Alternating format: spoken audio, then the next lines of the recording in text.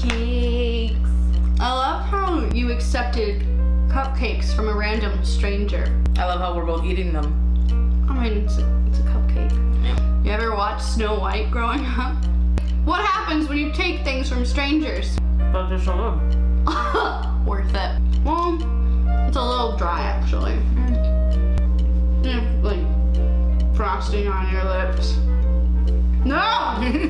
You're nasty! Hi everyone, I'm Julia. And I'm Christian. Today we're gonna do something a little different. We're gonna do actually a challenge today. We're doing the who's more likely to challenge. So this will be fun. I feel like we know each other very well. Yes. I feel like this will be an easy challenge for us. I think so, but it'll still be funny. Yeah, you're right. Explain the rules real quick. I'm sure most people know the rules, but... So, basically, if you don't know the rules, Julia is going to read off a who's more likely to question, and then she and I will quickly answer by pulling up a piece of paper that has either her name or my name. So without further ado, here we go. Who is most likely to take the longest to get ready? Wait, I changed my mind. No, you don't. I do. Wait. Okay, let me explain. I can explain. Chris? No, okay, put that down. Okay, so here's how it plans out. Okay, so I take longer overall to get ready, but knowing that, I get ready earlier. Because I know I have to do the hair and makeup and clothing. That being said though, because I start like earlier to get ready, like I even wake up earlier than you just to get ready. That being said, who ends up waiting till the last minute to get ready? What? And then I end up waiting on. No. That is so true. The question is who takes longest. But we're always like barely on time because you wait till the last minute to get ready. The question is and I end up longest. Yeah, but he makes us late. Wow. Next question. Who is most likely to cause a scene in public? Wow. I agree. Okay, I say that because I've actually caused scenes in public. Like when I say cause a scene, what is that, like, do I cry in public? Do I, like, fight in public? Like, or just get feisty? You are very... Choose your words wisely. You're very passionate in what you believe in. For example, if someone says something that's transphobic towards me, you defend me. Yeah. Or if someone is in a CVS telling us that we're too loud, this has happened. This rude lady was just like, can you like be quiet? And I was just like, nah, I'm good. And we continue to laugh. We continue to laugh and be loud. Like, and I purposely said that really loud and I was just like, no, we're good. Yeah. Because like, I don't think we're both loud people in that I'm a trained actor. Yes. So that's how I naturally talk. You project. I project, and I come from a really big family. Yes. If you do not shout, you will not be heard. And I feel like you project when you talk because it's a cultural thing for you. Yes, we're very loud. Like, and even being a techie, we had to yell over things to each other so we could hear. Yeah, like you'd have to yell across like the stage and stuff. Yeah, like going dark. Turn off the lights. Yeah. So I feel like we're not loud in that it's obnoxious. It's just who we are. So the fact that this stranger was shushing us was really rude. In a store. In a store. We weren't causing a scene at that point. No. But I made a scene because of it. Exactly. So I guess that's how it is. Like, I'm not afraid to speak up for people I care about. Yes. And so some people might say though that's causing a scene in public, so. Next question. I like this one. Oh. Who is most likely to get caught watching porn? I can explain. Julia, baby. Yes. God damn it. So here's the thing. We're not afraid to be honest with each other. I feel like I watch it more than you. I wouldn't mind if you did. Really? I really wouldn't, because I just feel like it's a cultural taboo to like be like, I don't watch porn. And as long as like we're honest with each other, like I don't consider that cheating. What I consider cheating is like actually doing other things with other people without my knowing. Or if you were like sexting someone or phone sexing someone, that I consider cheating, which we're both not into that. Not at all. That being said, I don't consider porn cheating, especially since like it'll be late in the evening and I'll be in bed and I'll purposely turn on obnoxiously loud porn just to troll you and be like, hey, you wanna watch this movie? Like, next question. The answer to that question is... at least I don't lie, like I'm honest. Who is most likely to go to jail? Oh, why do you say yourself? Well, now I'm just curious, Chris. Because if anyone does anything to you, I'm gonna kill him. I am a protective boyfriend, okay? If I'm like harassed by a random person. I'm gonna make a scene. See, that's when he makes a scene. And I'll go to jail. And then you'll go to jail for decking someone. Yeah, I will. I really will, though. Well, what's your answer for you? For me, it's similar. Like, for the reason, like, I would cause a scene in public. So I guess we'll both go. Yeah, we'll both go to jail together. Next question. Who is most likely to apologize first after a fight?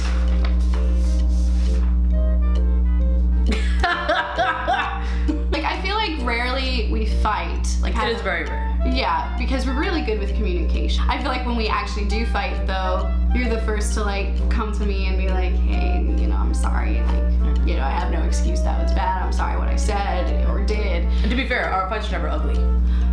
Not really, no. Like the first one, that was kind of bad. I think it was because of our first fight, though. The first fight as a couple is always the worst. I mean, it's inevitable. You know, people fight. What matters, though, is like how you reconcile and compromise and apologize. The reason it takes me longer to apologize, like I do apologize, like in the end, but I feel like you're the first to do that. And the reason is, like, I was never taught how to do that in my family. Like, if we would get into fights, we would like go our separate ways, like angrily to our room and cool off. And then like once we were both like cooled off, we would just pretend the fight never happened, which is not good. That's not healthy. But because of that, I never learned how to apologize. So for me, it's a work in progress. Like, I will apologize and mean it too. Yes. But I'm never the first to do it. It's harder for me. It really is hard. Even if I know I was in the wrong. So, yeah. I'm the first one. I'm sorry. It's okay. It's fine. I love you. You just apologized for apologizing first. Love you too, baby.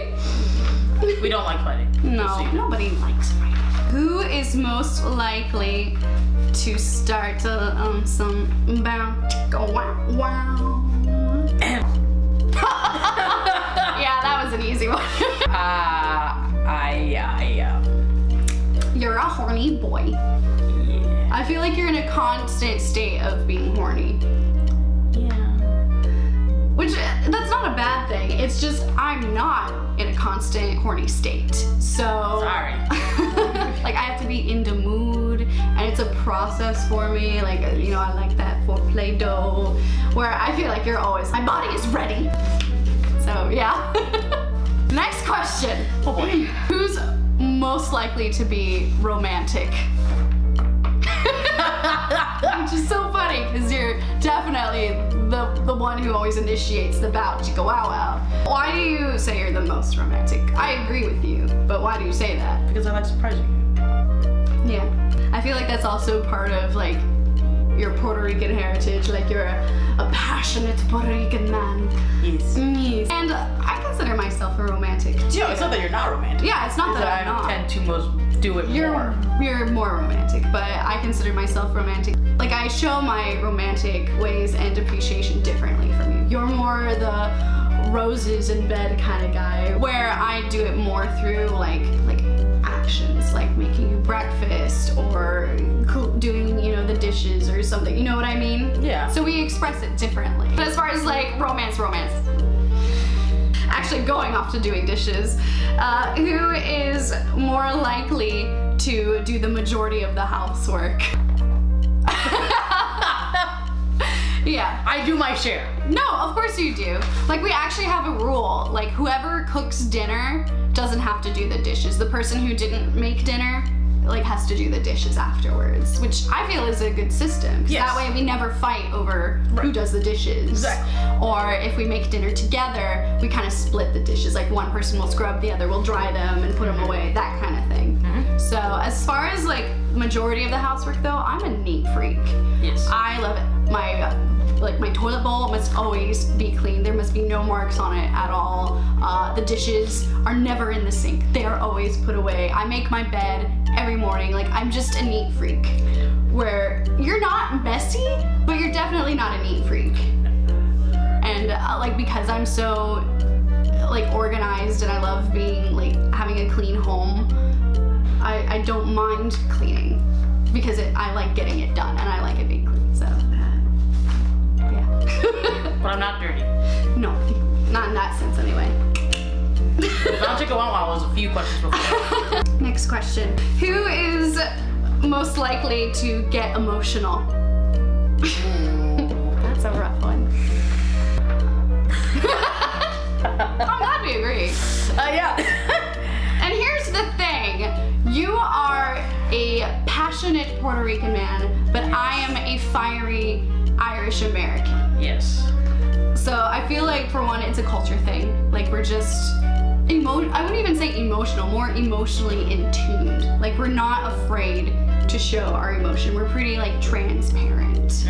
And when we're upset, we don't hide it. Like, we we let it show, which isn't necessarily a bad thing. It's better than bottling it up. Yeah. So, but as far as like being emotional and expressing yourself. Yeah. Not gonna lie. Oh, wait, when Chris is upset, everyone knows. There's no hiding it. Who is most likely to hold their breath the longest? Oh, that's easy. She's a singer. Yeah.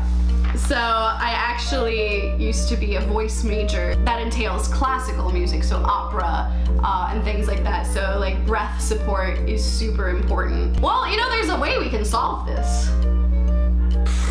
Really? Right now? Yeah, let's do a timer. All right. You want to do the timer? Sure. All right, ready? 1, 2, 3.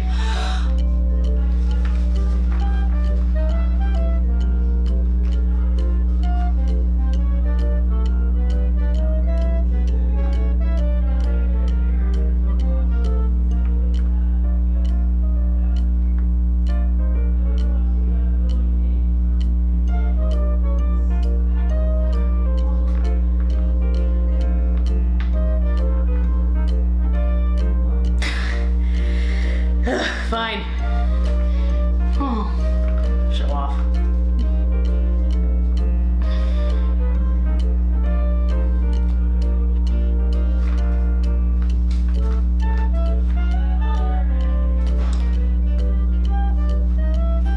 Yeah, it's still going. You're gonna hold it for the whole minute, aren't you?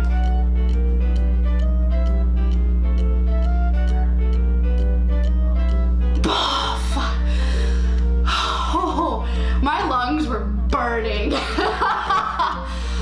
Oh, fuck. So I held it for 28 seconds, and she held it for a whole minute. We already knew the answer. No cheating. No cheating. That's probably not good. I could have passed out. Ooh, I felt that. Damn. Who is most likely to die of something stupid? Meanwhile, I held my breath for almost like over a minute. I'm just clumsy, so yeah. You're intensely clumsy. Yeah, if you died of something stupid, it would be because you were clumsy. Exactly. Next question. Who is most likely to cry during a sad movie? Yeah. I'm a sucker for sad movies. I've watched Titanic like 100 times, and every time I cry at the end when Jack dies. Spoiler alert, Jack dies. You didn't know. The movie was made in like 1997. If you haven't seen it yet, like you saw it for the first time recently. I forced you to watch it. Yes. And you ended up loving it. I did. It was a good movie. Did you cry at the end? I did. Not like sobbing, but you were definitely crying. There were a couple tears. Yeah. But I've seen it a million times and I still cry. And don't get me started on The Notebook. That one makes me sob like a baby. So I definitely am more likely to cry. Next question. Who is most likely to die first in a zombie apocalypse? Yep. Because I'm clumsy. I don't think it's just that. I feel like you would definitely not hesitate to sacrifice yourself to save other people. Especially you. Well, just anybody, I feel like. You're that kind of guy. Well, more so people you love, for sure. Yes. So me, close friends, family. You, yes. And that's not saying like I wouldn't do that, but I would try to find a way where I wouldn't get hurt or die, where I feel like your actual instinct is to sacrifice or protect. Yeah, like you would sacrifice yourself. Like, no second thoughts, no. But I didn't die because I tripped and they got to me. Yeah. And I would never be able to like go on without you. Like I would like turn around and be like, Chris! I'd be like, it's too late. And then I would just go berserk and try to kill as many as possible. And probably not even kill a single one, to be honest. Being real here. Zombies are intense. True. Just keep running. No. I'd go back for you, no matter what. No. I would. Go on without me. No! Jack, no! Who is most likely to worry about small things? Oh! Hey. You first. Okay. I really do worry about the smallest things. Like, I'm that kind of person where I'll be almost asleep and then I'll be like, oh my gosh, I forgot to do this thing. And then I'll worry about it all night. I mean, I could just get up and probably do most of that, but I'm a worrier. And I also worry for other people, even if it's just a small thing. Like, when you're at work every day, I worry about you, you know? Aww. I do. So I'm just a worrier. I'm a worry wart. I mean, when you're class late at night, I get worried. Yeah. And when I don't hear back from you, like, within a normal time frame, I'm like, babe? You okay? And usually I just lose track of time. Now, why do you think you worry more over the smallest things? I think it's just because, like, it depends on what it is. Like, if it's, like, work-related or if, like, you know, if we're, like, texting and, like, your mood is a little different, I'm afraid that I did something wrong and I'm in trouble. Even if you didn't. Even if I didn't do anything, I'm just like, fuck, she's mad at me. She hasn't responded in 3 hours. Dang, what did I do wrong? And really just like, I'm studying in the library or I took a nap. Asleep. Yeah. But I get worried. I'm like, what yeah, like I'm that kind of person and I'm a horrible texter, I feel like. Pretty good with me. I mean, yeah, but I do take a while to reply and it's like, I'm not ignoring the person I'm texting. It's just, I get so wrapped up in what I'm doing at that time that I forget or I thought of my response and I thought I texted that and then I look and I didn't actually text that. So that's something I'm guilty of. Yeah. I guess both of us. Yeah, we both worry, but I guess over different things. Next question. Who is most likely to bungee jump? Yeah. We've already had this conversation. Yes, I don't. Multiple times. Nope. Like, it's actually on my bucket list of things to do. Not on mine. I'm definitely more of the daredevil. Yes. I mean, I'm not, like, ridiculous, though. Like, I do practice caution when appropriate, but as far as, like, doing things like bungee jumping, I'm all for it. Like, I really want to do that. That is on my bucket list. I'll watch. Yeah. No, I won't be able to watch. I'll go crazy the entire... That's unfortunate. Rude! We'll call him back. Alright, next question. It's actually the last question, too. Who is most likely to cut off their own leg to save their life? Yeah. No. Well, here's the thing. I keep saying, well, here's the thing, like to like justify it. But I actually have a crazy high pain tolerance. She really does. Like, I'm that kind of person, like, I'll have a gashing, like, cut on my leg and I don't even know where I got it. Like, I'll be bleeding everywhere and I'm not even the one to notice it. It's usually someone else like, oh my god, you're bleeding. I'm like, oh, look at that. I didn't feel a thing. Like, and just other random stuff too. Like, I have a high pain tolerance. Like, it runs in my family. Because my mom's the same way too. Yeah. And I'm the opposite. I have a low pain tolerance. You're such a baby. That being said though, cutting off your leg, That's intense. Yeah, but you'd be able to do it, not me. See, we recently started watching Saw because Chris had never seen it before, and I'm a horror movie junkie, and Saw is, I feel, a modern classic. So, yeah, I feel like I would definitely probably cut off my leg at that point. I would try to find, like, obviously another solution before going to such an extreme. And, like, it's one thing to say you do it, but it's a completely different thing to actually do it. Yeah, it's true. Because, like, I feel like in that situation in Saw, he probably could have dislocated his ankle and got his foot out. Yeah, I feel like he didn't have to cut it off. I mean, it still hurts like nothing else to dislocate an ankle or a wrist or something, but that probably a lot less pain than cutting it off with a rusty saw. I feel like that would be my instinct. If I couldn't find a way out, I would just break my ankle. Fair enough. Yeah. So that's it for the questions on who is most likely to challenge. Yep. I hope you learned a little bit more about us, and we kind of learned a little bit more about each other. Yeah, we did. Yeah, I feel like we were pretty good at this, though. Yeah, we were. Yeah. If you guys have any more for us, write them down in a comment, and maybe we'll do a second version. Yeah, like a 2.0 version or a part 2. And also any other challenges, because this is fun. Yeah. I liked it. It was fun. Like and subscribe. Bye. Bye.